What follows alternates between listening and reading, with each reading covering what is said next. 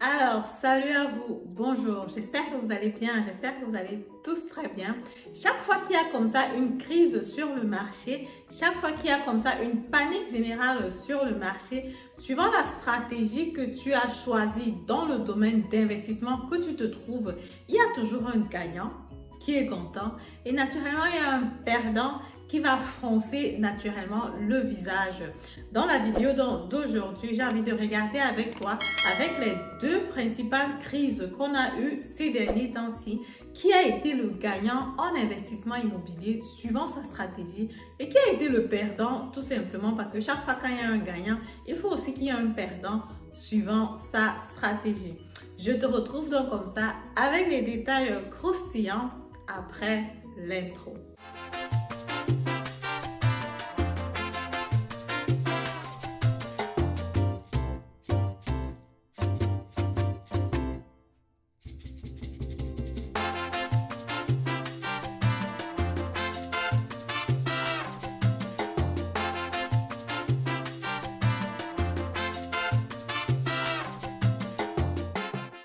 Alors, salut à toi, bonjour, mon nom c'est Madeleine Intedem, je suis investisseur immobilier, coach en investissement immobilier, créatrice comme ça de la formation Investir en immobilier comme un pro ou alors comme une pro qui te donne tout simplement la possibilité de te lancer sur l'investissement immobilier de façon autonome, ayant suffisamment d'atouts, ayant toutes les armes nécessaires pour acheter ton bien immobilier.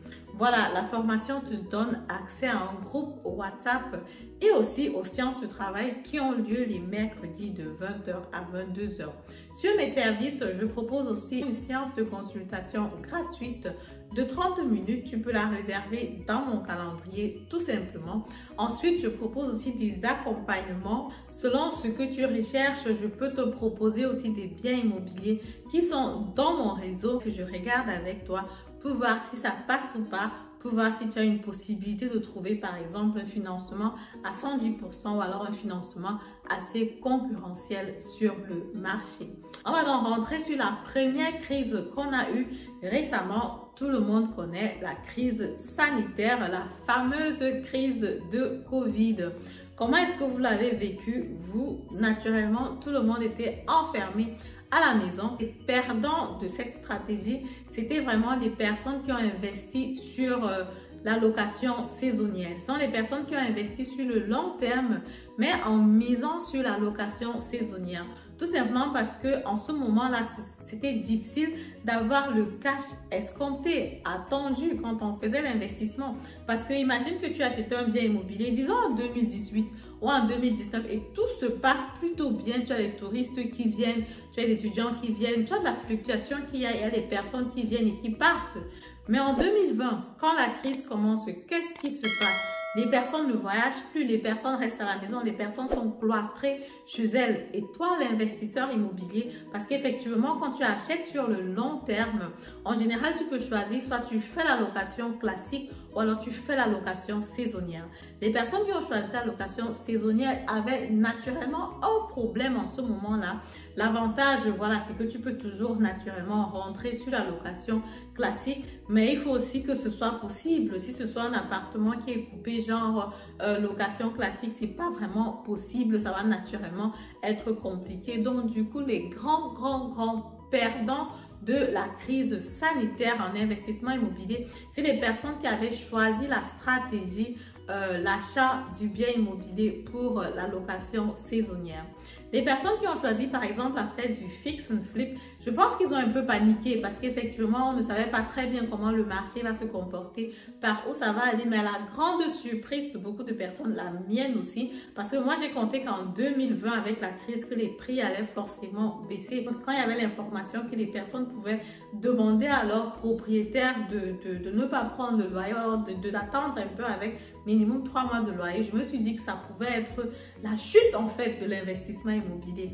Mais rien de tout ça ne s'est passé. On se rend compte plutôt que 2020, c'était une année où les prix ont vraiment augmenté et les gens ont plutôt paniqué. Ils ont voulu investir rapidement, mettre leur argent sur quelque part parce qu'effectivement, tous ceux qui étaient en bourse ont vu tout simplement comment les actions, la valeur a chuté et les gens ont préféré retirer dans leur argent de la bourse pour mettre comme ça dans l'immobilier. La stratégie qui, à mon avis, a toujours gagné, a gagné aussi. Dans ce cas, c'est la stratégie du long terme. C'est une stratégie que je poursuis beaucoup sur mes appartements. Tu achètes en visant sur le long terme, en regardant loin. Ensuite, tu avais ton appartement. Déjà, avant un locataire à l'intérieur, il n'y avait pas de souci. Même les locataires, je me suis dit, ok, qu'ils allaient peut-être me dire, oui, j'ai perdu mon boulot, j'ai un peu des difficultés. Est-ce que je peux ne pas payer ce mois-ci, mais plutôt payer le mois prochain? Je n'ai vraiment rien eu à ce niveau-là. Maintenant, on va aller comme ça sur la deuxième crise qu'on rencontre aujourd'hui, qu'on rencontre actuellement. C'est déjà l'inflation qui est très haute. Les prix ne font qu'augmenter. Ça augmente, ça va vraiment très rapidement dans tous les sens. On ne comprend plus rien. On a les taux d'intérêt qui sont en train de monter assez rapidement. On accuse un peu le conflit Ukraine-Russe, mais bon, on ne sait pas si c'est vraiment ça ou alors si c'est une raison juste politique. Ce qui est sûr, c'est que sur le marché, les taux d'intérêt sont en train d'augmenter. Les prix augmentent, on n'arrive plus à acheter le carburant, on n'arrive plus à acheter des choses pour manger. Comme à la Covid, les magasins étaient vides, il n'y a pas d'huile, on ramasse tout, on met à la maison parce qu'on ne sait pas exactement ce qui va se passer après. Pendant cette période de turbulence, naturellement, c'est un peu difficile de se lancer sur l'investissement ou de savoir quelle est la meilleure stratégie, qu'est-ce qu'il faut faire. Ce qui est sûr, c'est que actuellement, très perdants pendant cette crise, ce sont des personnes qui ont pensé qu'ils allaient acheter un bien immobilier, retaper rapidement et revendre. Donc, les personnes qui ont fait le fix and flip. Naturellement, au départ, c'est une stratégie qui te promet un cash flow important. J'avais déjà fait une vidéo là-dessus où j'expliquais comment tu gagnes de l'argent avec la stratégie de fix and flip. Mais là, actuellement, imagine que tu as acheté un bien immobilier l'année passée et que tu as fait tes calculs. Tu t'es dit, ok, tu vas retaper, tu vas remettre sur le marché et tu vas vendre tranquillement et faire une plus-value, je sais pas moi, 30 000 euros, 40 000 euros, 50 000 euros. Aujourd'hui, la difficulté qu'on a, c'est que les banques ne donnent plus l'argent assez facilement. Les personnes ont les difficultés à trouver le financement et les personnes ne sont non plus aussi très motivées à trouver le financement ou alors à prendre un bien immobilier parce qu'effectivement, prendre un bien immobilier où tu vas payer 3% de taux d'intérêt, 2% et demi de taux d'intérêt, 3,5% de taux d'intérêt. C'est quand même énorme parce que justement, beaucoup ont encore dans la tête que, ok, l'année passée, c'était 1,5% et ne comprennent pas comment, en l'espace de 6 mois, ils vont quitter de 1,5 à 2,5, voire 3%, soit 3,5%. Et vu que la banque, quand elle analyse ta situation financière, elle doit aussi se rassurer qu'après avoir payé les taux d'intérêt, il faut que tu puisses vivre normalement. Ce n'est pas une question qu'on te donne seulement l'argent comme ça parce qu'il y a un reste sur ta balance financière. Après, il faut encore que tu puisses vivre normalement. Ce qui fait que le nombre de personnes qui achètent des biens immobiliers forcément vont être sélectionnées parce qu'effectivement, les personnes qui n'ont pas un bon salaire, qui n'ont pas une bonne condition financière, qui n'ont pas une bonne balance financière, ne peuvent plus être prises en considération parce que c'est 1% là, ça fait une différence ou alors c'est 1,5% selon le taux d'intérêt que tu vas avoir. Donc du coup, si tu achètes un bien immobilier en fix and flip l'année passée, tu te disais que bon, l'année prochaine de toutes les façons, j'ai fait mes calculs, je vais vendre ça à 250 000, faire 50 000 de bénéfices. La personne qui va acheter aura peut-être 1% de taux d'intérêt ou 1,5% de taux d'intérêt. Je vais trouver facilement quelqu'un qui va acheter. Non. Actuellement, ce n'est plus facile de trouver quelqu'un qui va acheter. Les biens immobiliers ont tendance à rester longtemps sur le marché. Si tu observes bien, pour le moment, les prix ne sont pas en train de baisser. Donc, on n'a pas encore une situation où les prix sont en train de chuter, mais on a une situation où on se rend quand même compte que les offres restent un peu plus longtemps sur le marché.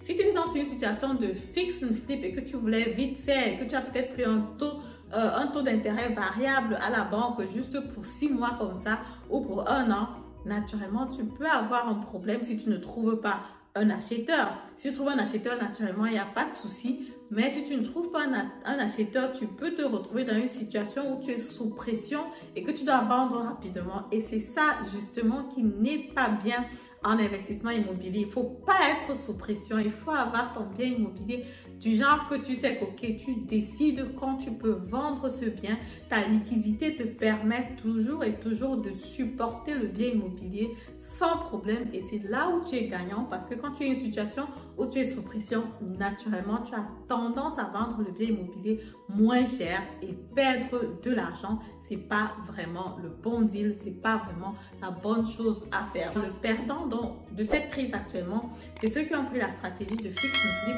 La location saisonnière, la location classique, je pense que toutes les personnes qui avaient des personnes dans leur appartement n'ont pas perdu. Le loyer continue à couler sans problème.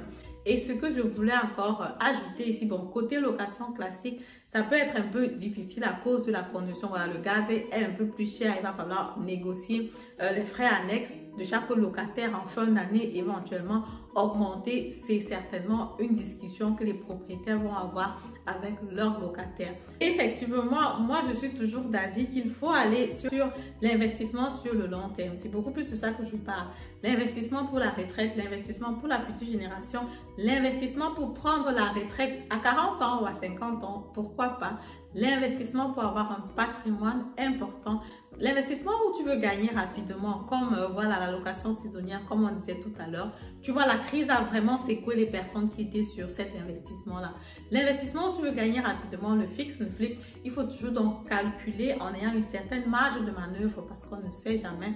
Ça peut arriver que sur le marché, il y a une crise comme actuellement. Tu te trouves coincé, tu as un bien immobilier, tu n'arrives pas à le vendre facilement. L'investissement sur le long terme, en 10 ans, ce qui est sûr quand même, c'est que même s'il y a des moments je sais pas moi, s'il y a des moments où la valeur du bien stagne ou alors que ça baisse un peu, il y aura des moments où la valeur du bien va prendre en valeur et ça va s'équilibrer sur le long terme. Justement parce qu'il faut investir sur le long terme parce qu'il n'y a personne qui a par exemple une boule de cristal magique pour savoir que, par exemple, l'année prochaine, il y aura crise sanitaire ou l'année prochaine, il y aura une autre crise. Personne ne sait.